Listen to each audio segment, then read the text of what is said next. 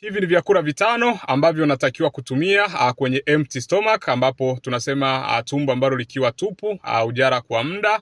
Hivi ni vyakula ambavyo unatakiwa kutumia. Kitu cha kwanza, kuna maji. Ni muhimu sana. Maji tunasema na chenyewe ni kinywaji, lakini pia ni chakula ambacho kinaongeza nguvu. Lakini kuna banana au ndizi, ni muhimu kutumia. Kuna tikiti maji, ni nzuri pia kutumia kwenye empty stomach. Kuna tende, wengi sasa tende mara nyingi wanazitumia wakiwa wamefunga, ni nzuri. Kuna viazi vitamu ambayo tunasema sweet potatoes, utatakiwa kuvitumia. Lakini kuna almond ambayo tunasema ni rozi, mbegu rozi.